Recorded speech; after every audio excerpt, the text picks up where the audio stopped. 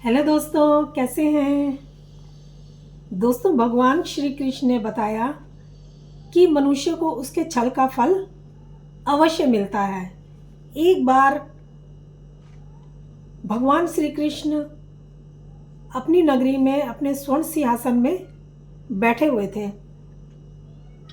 तभी वहाँ नारद जी आते हैं, नारद नारद करते हुए, और भगवान श्री कृष्ण उनसे कहते हैं, कहिए मुनि, कैसे आना हुआ नारद जी? कोई जरूर शुभ समाचार लेकर के आप सुनाने आए होंगे। तो नारद जी कहते हैं, नहीं, मैं कुछ सुनाने नहीं, बल्कि आपसे कुछ प्रश्न करने आया हूँ। वो कहते हैं कि कहिए, क्या प्रश्न करना चाहते हैं? भगवान मुस्कुरा रहे थे।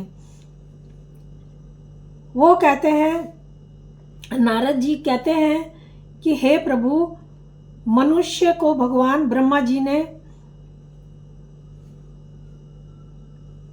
बल, बुद्धि, सामर्थ्य सब कुछ दिया है, फिर वो छल क्यों करता है दूसरों के साथ में? तो क्या उनको इस छल का फल नहीं मिलता? तो भगवान कहते हैं, नहीं, छल का फल तो मनुष्य को जरूर मिलता है। मैं तुम्हें एक कहानी सुनाता हूँ, कहानी को आप ध्यान से सुनना। कहानी बहुत ही अच्छी है। वो भगवान को कहते हैं, आप सुनाइए, मैं ध्यान से सुन रहा हूँ। फिर भगवान जो श्री कृष्ण है वो कहानी सुनाना आरंभ करते हैं। वो कहते हैं, द्रविड़ देश में अत्यंत सुंदर एक द्रविड़ देश राज्य था, जिसमें सोमदत्त नाम का एक व्यापारी बहुत सेठ हुआ करता था। वो भगवान शिव का परम भक्त था। एक बार उसको व्यापार में घाटा हो जाता है और वो बहुत ही परेशान हो जाता है, और वो अपने साथ 5 स्वर्ण मुद्राएं लेता है और वहाँ से दूसरे देश में जाता है काम की तलाश में। वो सोचता है, मैं कहीं बाहर जा कर के अपना व्यापार शुरू करूँगा। तभी वो स्वर्ण मुद्राएं लेकर के जाता है, और वो जा रहा था, तभी उसको एक रास्ते में जाते जाते एक साधु महात्मा दिखते हैं, जो उसको उसी की तरफ को आ रहे थे।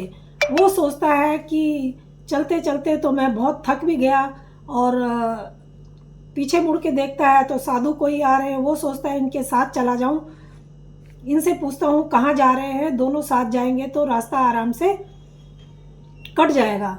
अब वो साधु महाराज के जब उसके नज़दीक आते हैं तो वो कहता है, उनको प्रणाम करता है और कहता है कि महाराज, आप कहाँ जा रहे हैं?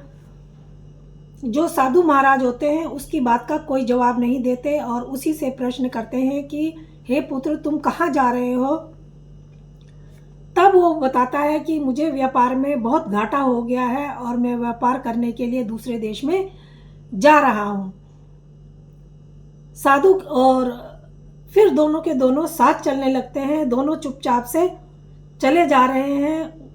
जो व्यापारी होता है उसको बहुत चुप रहना बहुत खटक रहा था। वो सोचता है, मैं ही कुछ महाराज से बात करता हूँ। वो साधु महाराज को कहता है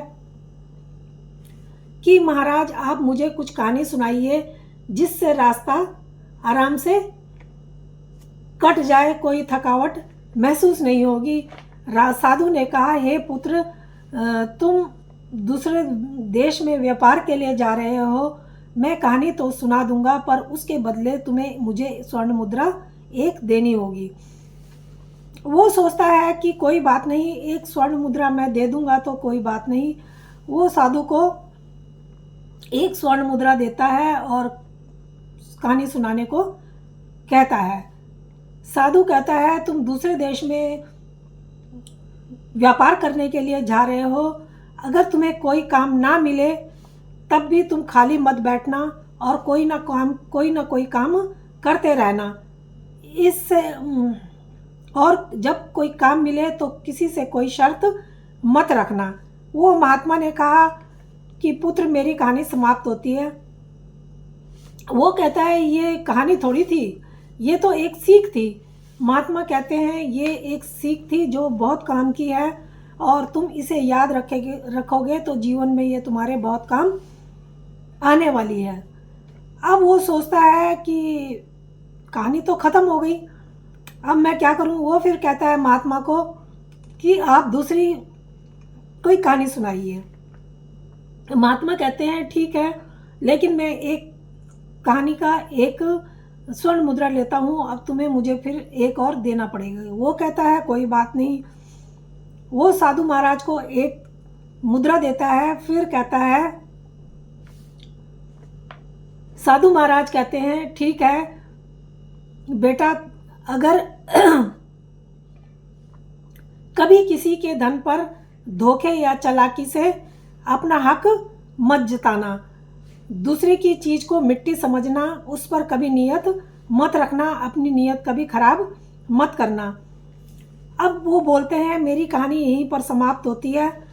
सोमदत्त कहता है कि ये तो छोटी छोटी सी कहानी सुना रहे हैं। तो सोमदत्त कहता है ठीक है, आप मुझे अब कोई सीख और दीजिए। तो साधु महाराज कहते हैं ठीक है, अगर तुम्हें सीख चाहिए तो तुम्हें जो स्वर्ण मुद्राएं तुम्हारे पास है वो मुझे देनी होंगी। वो सारी अपनी स्वर्ण मुद्राएं महाराज को दे देता है। वो कहते हैं बेटा, कभी भी जीवन में किसी का रहस्य किसी को मत बताना, और अगर तुम आगे भी सीख लेना चाहते हो तो मैं तुम्हें दे सकता हूँ। अब वो ऐसे ही चले जा रहे थे और तभी महात्मा उसको एक सीख और देते हैं कि अगर तुम कहीं किसी भी ज़रूरी काम से जा रहे हो और रास्ते में कोई तुम्हें मिले और वो तुम्हें प्यार से बुलाए तो उसकी बात ज़रूर सुनना, चाहे तुम्हारा कोई नुकसान क्यों ना हो रहा हो। वो कहता है ठीक है। अब साधु महाराज कहते हैं अब आगे एक सीख और है कि भूल कर भी किसी स्त्री पर जो दुराचारी हो उस पर विश्वास मत करना, क्योंकि उसका हृदय परिवर्तन कभी भी हो सकता है। और अब साधु महाराज कहते हैं कि ठीक है, अब आगे तुम्हारा रास्ता अलग है और मेरा रास्ता आगे से अलग है, तुम अपने रास्ते अपने काम के लिए जा सकते हो। फिर सोमदत्त जो है वो आगे जा रहा था तो उसको ध्यान आता है कि अब मेरे पास दूसरे नगर में तो मैं पहुंच गया, लेकिन मेरे पास कोई धन नहीं जो मैं कुछ व्यापार कर सकूं। अब मुझे कोई नौकरी ही करनी पड़ेगी। वो नौकरी की तलाश करने लगता है।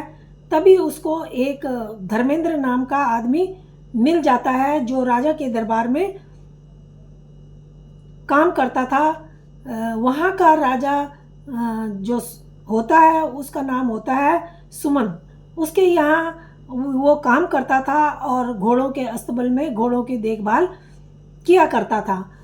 अब वो कहता है कि अगर तुम उससे नाम पूछता है धर्मेंद्र, और तब उसको कहता है कि अगर तुम्हें नौकरी करनी है तो तुम मेरे साथ चल सकते हो, मैं तुम्हें नौकरी पर लगवा सकता हूँ। मैं एक राजा के यहाँ पर घोड़ों के अस्तबल में नौकरी करता हूँ और मैं बहुत दिनों से अपने गांव नहीं गया हूँ, पर राजा मुझे छुट्टी देने के लिए तो तैयार है, पर उनका कहना है कि मैं अपने जगह पर किसी और विश्वास पात्र को नौकरी पर लगाकर घोड़ों की देखभाल के लिए जाऊं। अगर तुम वहाँ काम कर लोगे तो मैं अपने घर आराम से जा सकता हूँ। मैं काफ़ी समय से अपने घर नहीं गया। अब वो तैयार हो जाता है और दोनों के दोनों सोमदत्त और धर्मेंद्र राजा के पास पहुँचते हैं। वहाँ राजा को धर्मेंद्र कहता है कि राजा को प्रणाम करता है महल में जा कर के, और उसको कहता है, महाराज को कहता है कि महाराज ये मेरे साथ आया है और इसको काम की तलाश है और इसका नाम सोमदत्त है और मैं अब इसको अपनी जगह पर काम पे रख के घर जा रहा हूँ। तो राजा कहता है अगर तुम्हारा ये विश्वास पात्र है तो ठीक है, इसको अपनी जगह काम पर लगा दो और इसको सारा काम समझा दो और तुम जा सकते हो। अब ऐसे ही वो सोमदत्त को अपने जगह अपने कमरे में ले जाता है, उसको कमरा दिखाता है और कहता है इस कमरे में तुमने रहना है और घोड़ों के अस्तबल में ले जा करके उसको अपने घोड़े दिखाता है और बताता है इन घोड़ों की देखभाल तुम्हें अच्छे से करनी है। सोमदत्त कहता है कोई बात नहीं, तुम चिंता मत करो, मैं अपना काम बखूबी करूँगा। अब वो निश्चिंत होकर के अपने गांव चला जाता है। सोमदत्त अपने कमरे में था और सोच रहा था कि मैं अब घोड़ों की देखभाल करनी है, कैसे करूं। तभी वहाँ पर जो राजा होता है उन सबको बुलाता है जो भी वहाँ घोड़ों के अस्तबल में काम करते थे और राजा उनको 20 सेर, सबको 20-20 सेर चने देता है घोड़ों के लिए। अब जो सोमदत्त होता है वो आता है, चने भिगाता है, पीसता है, कूटता है, साफ़ करता है, भिगाता है उनको और घोड़ों को आगे उनको खाने के लिए रख देता है। अब वो सोचता है मेरा काम तो ख़त्म हो गया, अब चलो इन जो और यहाँ पर काम करने वाले हैं उनके पास चलकर बैठा जाए। अब वो जब वहाँ जाता है तो वो सब एक कमरे में बैठे हुए थे, बड़े से हॉल में विश्राम कर रहे थे और वहाँ पर सबके सब शराब का सेवन कर रहे थे। अब वो देखता है और उनको कहता है कि भाई तुम यहाँ पर शराब पी रहे हो और तुमने अपना काम करा नहीं और पहले ही अपने उस पर लग गए हो खाने पीने पर। वो कहते हैं हमने अपना काम कर लिया है। वो कहता है तुम्हारे चने तो अभी यहाँ पर ऐसे ही पड़े हैं। वो कहते हैं कि हमें 20 सेर चने मिलते हैं और हम जिसमें से 5 सेर चने घोड़ों को खिला देते हैं, वो हमने अपना काम कर लिया है। बाकी के चने हम बाज़ार में बेच देते हैं जिससे हम अपना पैसे कमाते हैं। अब वो कहता है ये बात तो गलत है, तुम्हें ऐसा नहीं करना चाहिए, ये तो अन्याय है। तो वो कहते हैं कि हम तुम्हें ये बात इसलिए बता रहे हैं क्योंकि धर्मेंद्र तुमको लेकर के यहाँ पर आया है। अगर तुमने ये बात किसी को बताई तो तुम्हें अपनी जान से हाथ धोना पड़ेगा। वो वापस आता है, अपने बिस्तर में लेट जाता है और सोचने लगता है। वो कहता है कि ठीक है, मैं भी कल से ऐसा ही करूँगा और जब सब ऐसा करते हैं तो मैं भी ऐसा ही करूँगा। फिर उसके दिमाग में आता है कि नहीं, ये काम गलत है, मैं तो ये काम नहीं कर सकता हूँ। उसे साधु बाबा की कही बात फिर उसके कानों में गूंजती है कि दूसरे के धन पर कभी नज़र मत रखना, दूसरे की चीज़ पर कभी नज़र मत रखना, दूसरे के जो धन है, जो चीज़ है, उसको सब मिट्टी समझना। वो सोचता है कि नहीं, बाबा ने मुझे ये सीख दी है तो मैं इसी सीख पर कायम रहूँगा। वो अगले दिन सोमदत्त अपना काम अपनी ईमानदारी से करने लगता है। अब ऐसे ही उसके जो घोड़े होते हैं, सोमदत्त के घोड़े, वो हष्ट-पुष्ट तंदुरुस्त हो जाते हैं, सुंदर हो जाते हैं और जो उन लोगों के घोड़े होते हैं वो सब बहुत कमज़ोर और देखने लायक नहीं होते। अब वो राजा को एक बार ऐसा लगता है, वो अपने मंत्री को बुलाते हैं राजा और कहते हैं कि मैंने बहुत दिनों से घोड़ों को नहीं देखा है और मैं अपने घोड़ों को कल देखना चाहता हूँ। तुम जा कर के सबको खबर कर दो। अब वो जो मंत्री होता है आता है, सबको बताता है और सोमदत्त को भी ये बात बताता है। अब दूसरे दिन सारे जो जितने भी काम घोड़े वाले होते हैं वो अपने अपने घोड़ों को नहलाने धुलाने लगते हैं, उनको खिलाने पिलाने लगते हैं और सोमदत्त भी अपने घोड़ों को नहला धुला खिला पिला देता है। अब राजा जब आते हैं, सबके घोड़ों का देखते हैं, जो घोड़े होते हैं सबके वो बहुत कमज़ोर और बीमार लग रहे थे।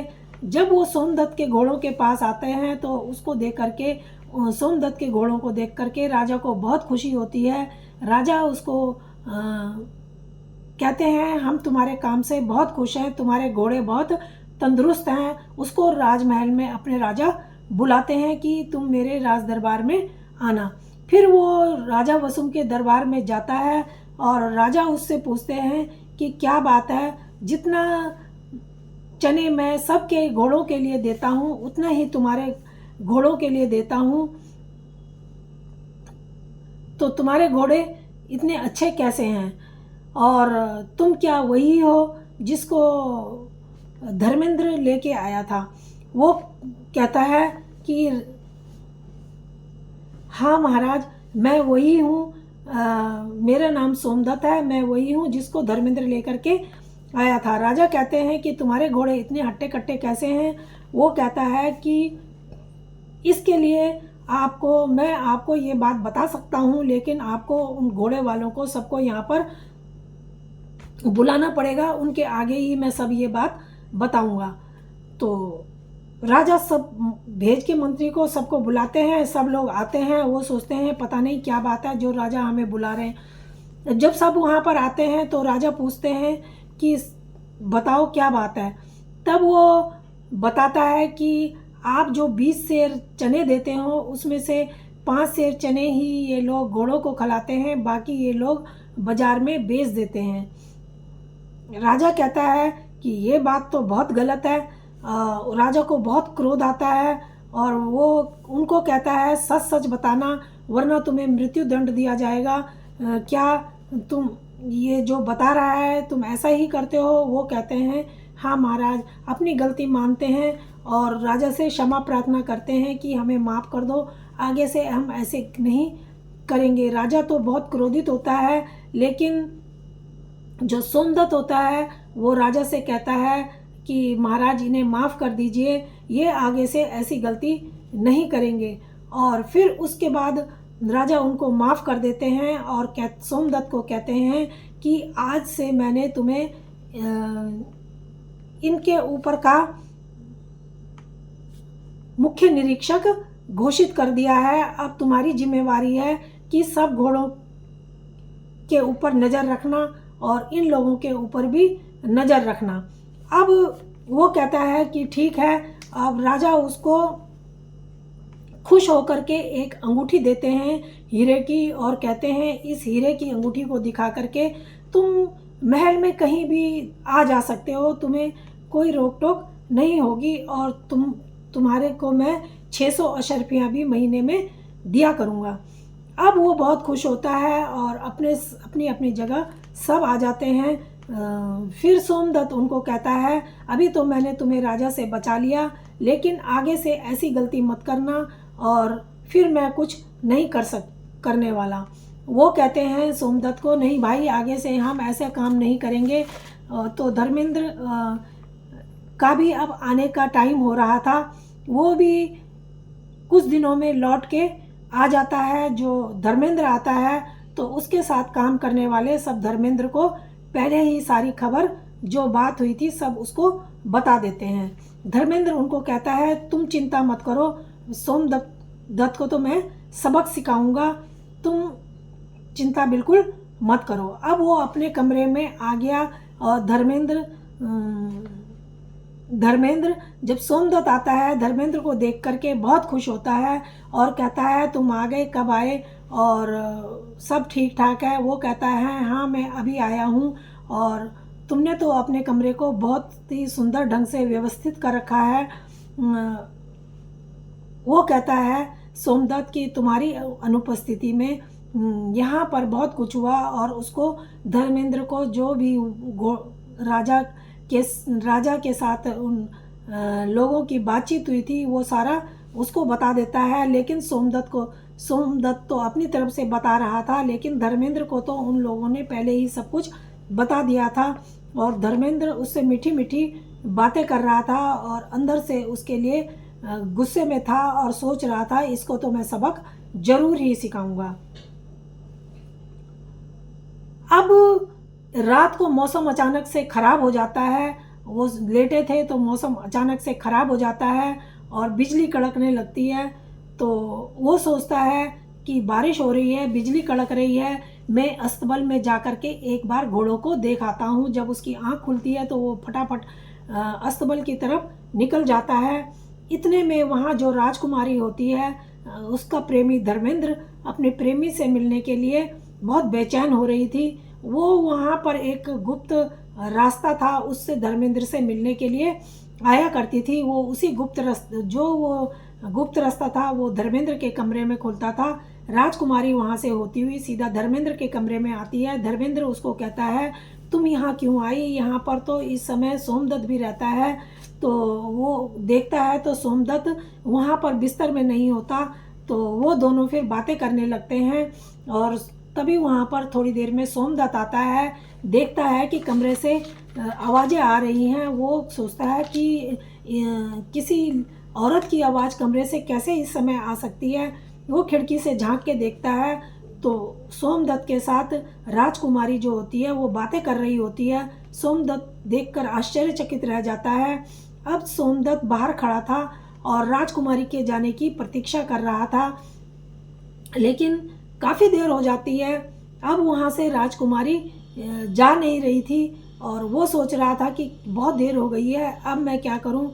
धर्मेंद्र जो होता है राजकुमारी को कहता है कि सोमदत्त आ जाएगा तो अब यहाँ से चली जाओ। अब किसी भी समय वो आ सकता है, बहुत टाइम हो गया। राजकुमारी वहाँ से फिर चली जाती है और धर्मेंद्र अपने बिस्तर पर लेट जाता है। जब वो दोबारा खिड़की से झांक के देखता है, सोमदत्त तो देखता है कि धर्मेंद्र तो अपने बिस्तर पर आराम से अब लेटा हुआ है और वहाँ पर कोई भी नहीं है। वो दरवाज़ा खोलता है और अंदर जाता है और चुपचाप अपने बिस्तर पर लेट जाता है और सोचने लगता है, ये राजा के साथ छल कर रहा है, ये गलत बात है, इसको ऐसा नहीं करना चाहिए। अब सोमदत्त यही सोचे जा रहा था। अब सोमदत्त कहता है कि मैं क्या करूं। उधर वो सोमदत्त को मारने की साजिश रचती है राजकुमारी और अपने कमरे में जाती है और कमरे को अंदर से बंद कर लेती है और ज़ोर ज़ोर से चिल्लाने लगती है, मुझे बचाओ, मुझे बचाओ। ज़ोर ज़ोर से रोने लगती है और बचाओ बचाओ की आवाज़ सुनकर जब सैनिक वहाँ पर आते हैं तो देखते हैं कि दरवाज़ा अंदर से बंद है। तो राजकुमारी कहती है कि दरवाज़ा तोड़ दो। वो दरवाज़ा उनसे सैनिकों से तोड़वा देती है। सैनिक दरवाज़ा तोड़ देते हैं तो तभी वहाँ पर राजा भी आ जाता है। राजा पूछता है क्या बात है, तो वो बताती है कि यहाँ पर अभी अभी सोमदत्त आया था और यहाँ से खिड़की से कूद करके चला गया, वो मेरी इज्जत लूटना चाहता था। राजा को बहुत क्रोध आता है और वो कहता है उसको ऐसे हिम्मत कैसे हुई। राजकुमारी बोलती है कि पिताजी आपके द्वारा दी हुई जो अंगूठी है उसका उसने फ़ायदा उठा लिया है और अब वो अंगूठी दिखा करके कभी भी कहीं भी आता जाता है, ऐसे ही यहाँ भी पहुँच गया। अब उसके साथ में उसको कड़ी से कड़ी सज़ा देनी चाहिए।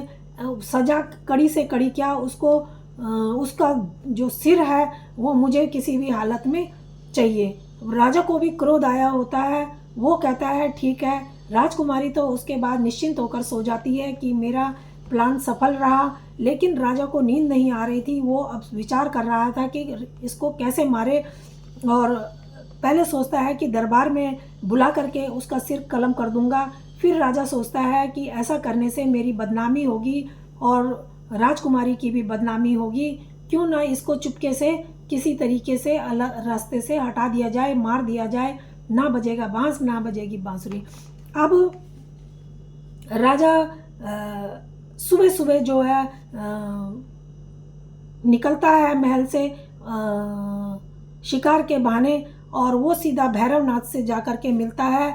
भैरवराज से जब वो मिलता है तो भैरवराज उसको देख करके, राजा को देख करके पहले तो घबरा जाता है, फिर कहता है कि आप कैसे आए, यहाँ क्या कर रहे हो। वो भैरवराज से कहता है कि मैं तुमसे ही मिलने आ रहा था, अच्छा हुआ तुम मिल गए, तुम्हारे पास एक ज़रूरी काम मैं तुम्हें देना चाहता था। वो कहता है कहिए महाराज क्या काम है। तो राजा कहते हैं मैं किसी आदमी को तुम्हारे पास भेजूंगा, उसका तुम्हें सिर काटना है और उसको कपड़े में लपेट देना है, फिर उसके बाद दूसरा आदमी तुम्हारे पास आएगा, उस आदमी को वो सिर तुम्हें देना है। वो कहता है कि अच्छा, लेकिन ये किसी को कानो कान खबर ये बात नहीं होनी चाहिए। और वो कहता है कि ठीक है। अब वो राजा जाता है और अपने सिपाही को भेज करके सोमदत्त को बुलाया जाता है। सोमदत्त हाजिर होता है और कहता है कि क्या बात है, आपने मुझे किस लिए बुलाया महाराज? तो महाराज उसको कहते हैं कि यहाँ से तुम जाओगे तो तुम्हें किसी से वहाँ मिलना है और वो तुम्हें कोई चीज़ देगा और तुम उसको लेकर के वापस आओगे।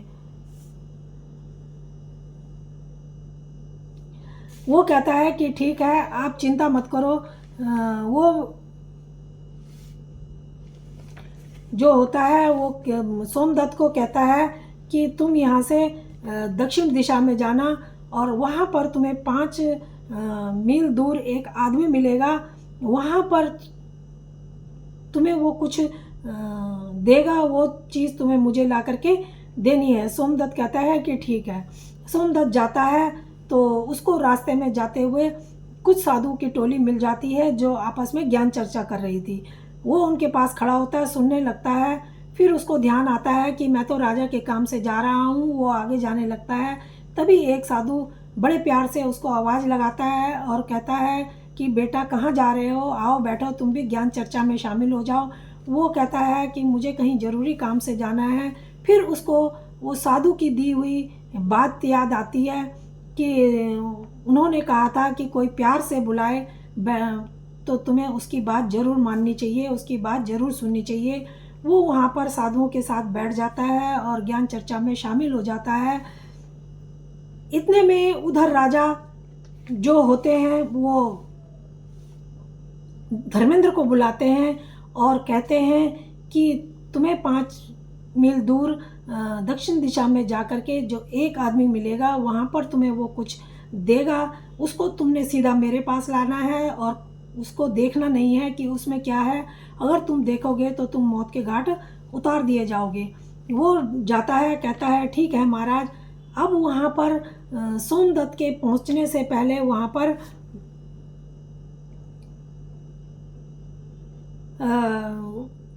धर्मेंद्र पहुँच जाता है और वो धर्मेंद्र का सिर अलग कर देता है भैरवनाथ और कपड़े में लपेट लेता है और अपने घर में रख देता है। जब सोमदत्त वहाँ से वो मुनि उठते हैं और चल देते हैं, धर्मेंद्र वो भी वहाँ से उठता है सोमदत्त, और उसको याद आता है कि मुझे तो राजा के काम से जाना था। वो जाता है और वहाँ पर सोमदत्त उसी आदमी से मिलता है। तो वो आदमी कपड़े में लपेट करके वो जो सिर काटा था धर्मेंद्र का, वो उसको पकड़ा देता है और धर्मेंद्र उसको लेकर के सीधा राजा के पास आता है महल में। वहाँ पर उस समय राजा की बेटी वहाँ पर दोनों बैठे हुए थे और जैसे ही वो पहुँचता है तो राजकुमारी और राजा दोनों उसको देख करके शॉक हो जाते हैं कि क्या बात है, ये यहाँ पर कैसे आ गया है, ये जिंदा कैसे है। वो कहते हैं जिंदा देख करके उसको कि तुम तो सोमदत्त कहता है हाँ महाराज, आपने ही तो मुझे ये लेने के लिए भेजा था और मुझे लेकिन थोड़ा देर हो गई है आने में, क्षमा करना। तो राजा कहता है कोई बात नहीं, तुम इस पोटली को खोलो, अब इसमें क्या है खोल कर देखो। सोमदत्त जैसे ही पोटली के ऊपर से कपड़ा हटाते हैं, देखते हैं तो सोमदत्त और के मुंह से और राजा और राजकुमारी के मुंह से चीख निकल जाती है। जब उनके मुंह से चीख निकलती है तो राजकुमारी से सहन नहीं होता और वो रोने लगती है और विलाप करने लगती है। वो कहती है कि धर्मेंद्र, तुम मुझे छोड़कर क्यों चले गए, ये मैंने क्या गलती कर दी, मेरा रचा हुआ षड्यंत्र मुझे ही भारी पड़ गया, मुझे ऐसा नहीं करना चाहिए था। और वो रोने लगती है। राजा ये सुन कर के आश्चर्यचकित होते हैं और फिर राजकुमारी से पूछते हैं कि क्या बात है, सच सच बताओ। फिर राजकुमारी सारी बात बताती है और राजा फिर राजकुमारी के ऊपर बहुत गुस्सा हो जाते हैं, बहुत क्रोधित हो जाते हैं। वो अपनी म्यान से तलवार निकाल लेते हैं और राजकुमारी को मारने के लिए अपनी तलवार जैसे ही निकालते हैं, राजकुमारी राजा के हाथ से तलवार छीन लेती है और अपने पिता को सारा सच बता करके और फिर अपने ही हाथ से अपना वध कर देती है और मर जाती है। राजा फिर दोनों का अंतिम संस्कार करते हैं और सोमदत्त को उस राज्य का नया राज्य का राजा घोषित करते हैं और मंत्री और दरबारी जो होते हैं राजा के, वो सब विरोध करने लगते हैं। फिर राजा उनको समझाते हैं सोमदत्त को अपना राजा, वो नया राजा फिर सब स्वीकार करते हैं।